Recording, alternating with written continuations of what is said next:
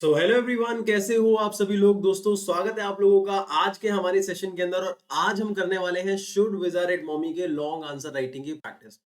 और दोस्तों, अगर किसी ने भी वीडियो को लाइक नहीं करा है तो जल्दी से वीडियो को लाइक कर दो। और एट द एंड अगर आप लोगों को ये क्लास बहुत ही बेहतरीन लगती है तो इस वीडियो को शेयर भी कर देना, ठीक है। तो स्टार्ट करते हैं दोस्तों आज के सेशन को। सबसे पहले, अगर किसी बच्चे ने टेलीग्राम चैनल हमारा ज्वाइन नहीं करा है तो आई वुड रिक्वेस्ट आप टेलीग्राम चैनल को ज्वाइन जरूर कर लो।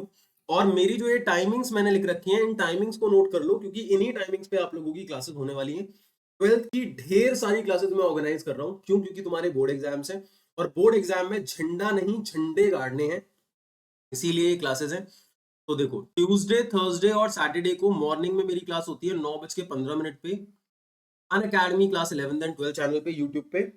और Monday, Tuesday, Wednesday, Thursday, Friday, Saturday 9:50 पे रेगुलर क्लास होती है, अगेन यूट्यूब पे। संडे को मॉर्निंग में 8 बजे क्लास होती है। और 12th कॉमर्स 365 चैनल जो है उस पर ट्यूसडे और सैटरडे को शाम को 5 बजे क्लास होती है। इन सारी क्लासेस को ज्वाइन करना है आप लोगों को, और एक भी क्लास मिस नहीं होनी चाहिए। इस बात का आप लोग बिल्कुल ध्यान रखेंगे।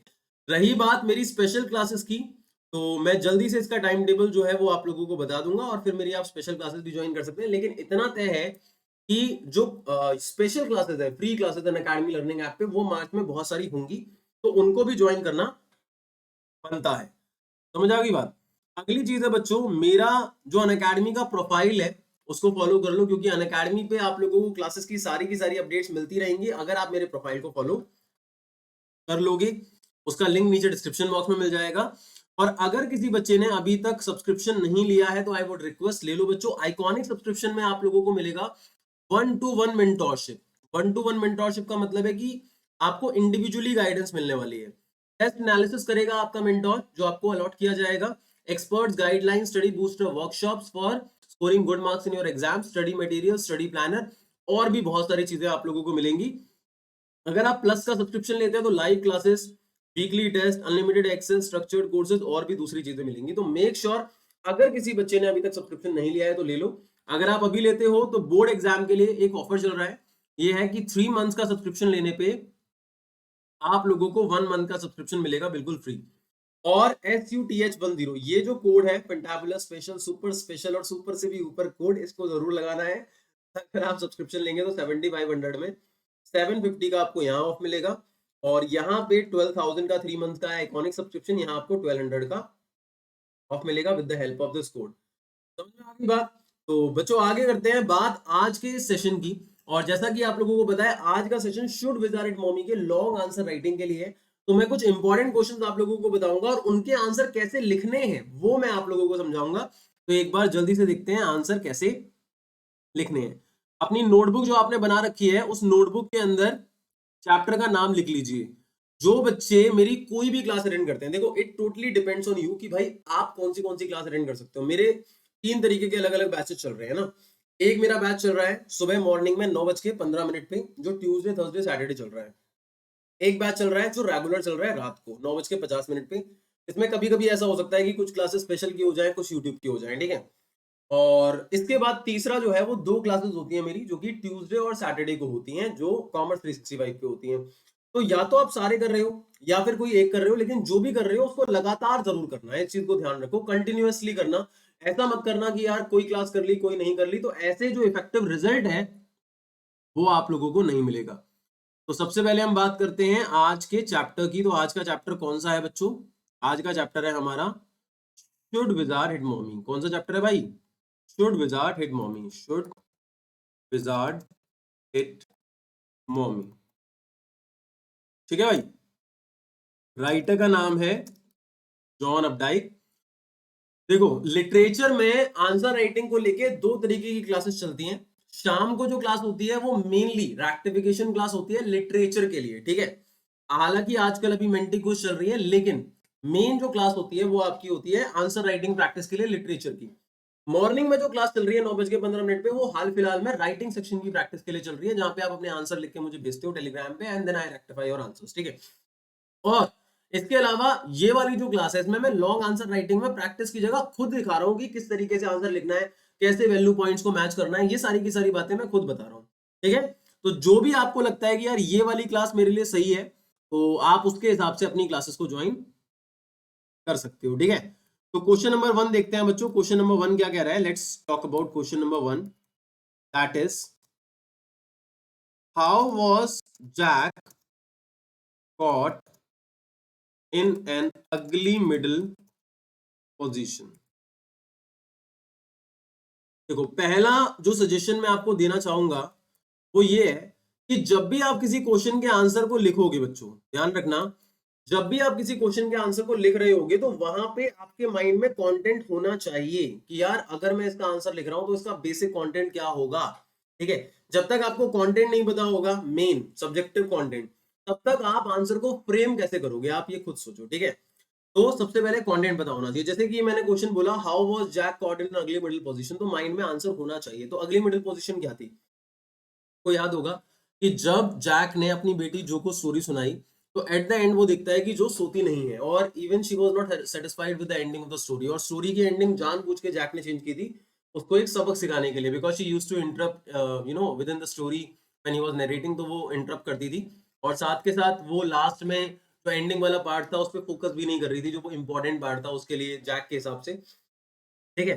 तो भाई इसीलिए वो जानबूझ के स्टोरी की एंडिंग को चेंज कर देता है और एक ऐसी एंडिंग बताता है जो उसको अच्छी नहीं लगती। तो एक तरफ उसकी बेटी सेटिस्फाई नहीं होती या सोती नहीं है, ठीक है। दूसरी तरफ वो अपनी वाइफ क्लेयर की हेल्प करना चाहता था, क्योंकि नीचे फर्नीचर रेनोवेशन का काम चल रहा था, पेंटिंग का काम चल रहा था, और उसकी वाइफ 6 मंथ प्रेग्नेंट थी, तो वो उनकी हेल्प करना चाहता था, क्लियर की। लेकिन अब वो दोनों चीजें नहीं कर पाया, ना तो वो अपनी वाइफ की हेल्प कर पाया है, और ना ही क्या नाम है वो अपनी बेटी को सुला पाया है, उसको सेटिस्फाई कर पाया है। तो ये वाला एंगल जो है आप इसके अंदर लिख सकते हो, अगली मिडिल पोजीशन वाले एंगल के अंदर, ठीक है। और जब आप इस वाले एंगल को लिखोगे तो आपके माइंड में ये मेन कंटेंट है, ठीक है। अब मेन कंटेंट के बाद दूसरी जगह पे अगर हम बात करें तो आंसर जब लिखेंगे तो हम कैसे लिखेंगे, क्योंकि बहुत सारे बच्चों को लगता है यार कंटेंट तो मेरा शॉर्ट है, फिर अगर मैं लिखूंगा तो ये तो 2 मार्क्स के क्वेश्चन के हिसाब से हो पाएगा, तो मैं इसको एक्सपेंड कैसे करूं, how am I going to expand the answer. तो वो कैसे करना है वो मैं आप लोगों को समझाने वाला हूं। देखो, जब भी आप किसी भी सब्जेक्ट की बात करते हो तो ऐसा तो नहीं होता ना कि आप डायरेक्टली सब्जेक्ट पे कूद जाते हो, ऐसा होता है क्या? मुझे नहीं लगता कि ऐसा होता है कि आप डायरेक्टली सब्जेक्ट पे कूद जाते हो। आपको एक बैकग्राउंड सेट करना पड़ता है। जब आप उस बैकग्राउंड को सेट कर देते हो, आप माहौल को बना देते हो, तो चीजें जो है वो खुद ब खुद ठीक होने लग जाती हैं। तो आप डायरेक्टली इस अगली मिडिल पोजीशन पे आने की जगह इस स्टोरी के अंदर जो ये अगली मिडिल पोजीशन वाला पार्ट था जब आया, उससे पहले की सिचुएशन जो बैकग्राउंड में चल रही थी, आप उसको इंट्रोड्यूस कर सकते हो स्टार्टिंग के अंदर।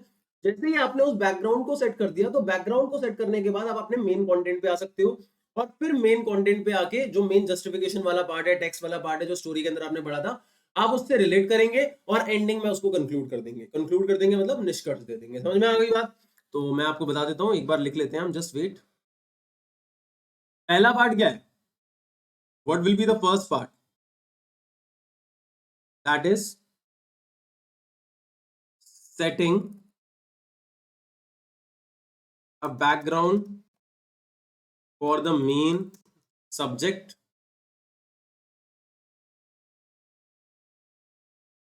setting the background for the main subject, ठीक है। दूसरे नंबर पे है coming to the main content, justify your point to the NCERT context।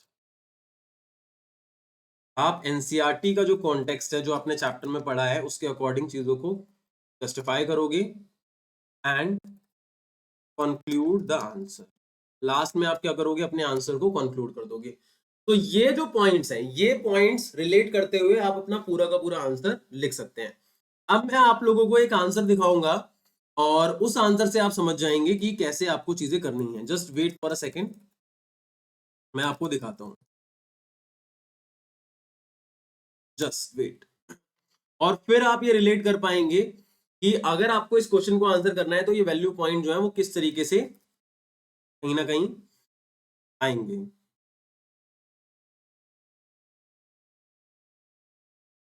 ये रहा, ठीक है। Just wait.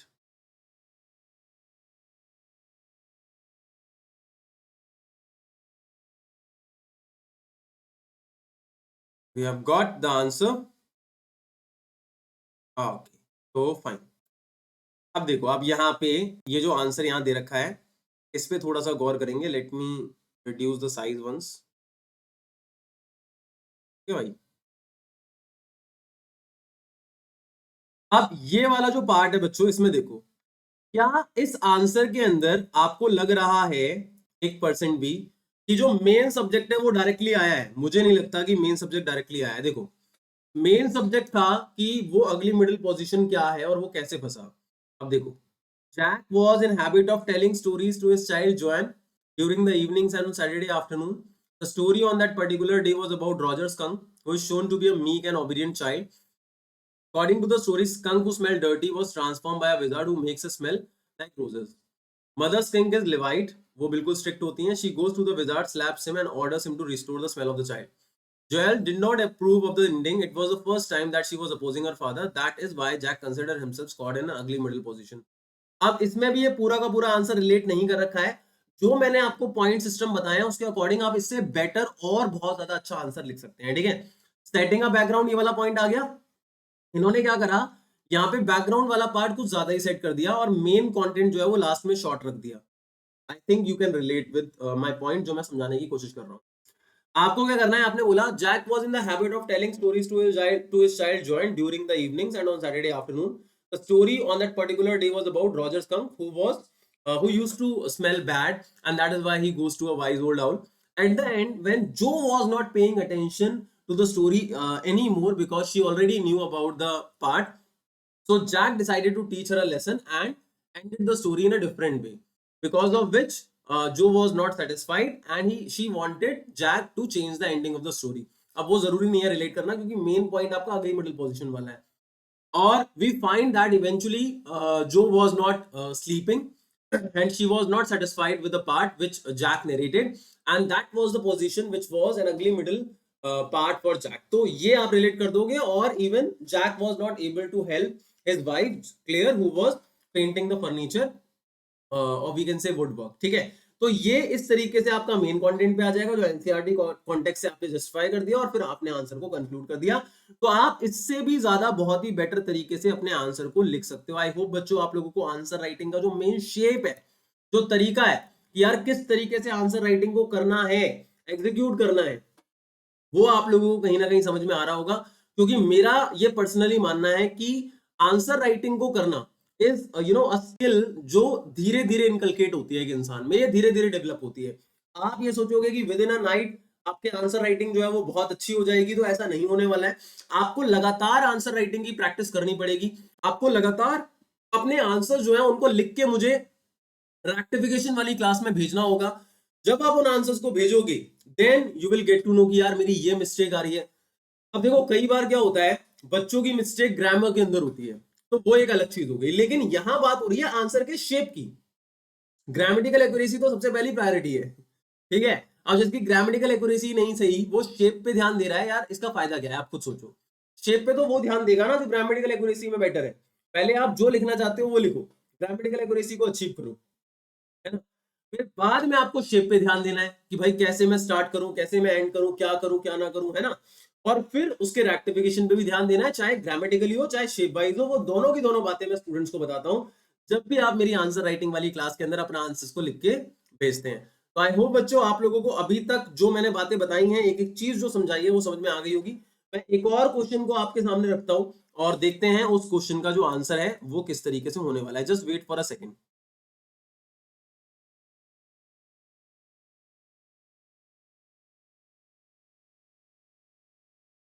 चलो एक और क्वेश्चन पे आ जाते हैं बच्चों। Just wait for a second.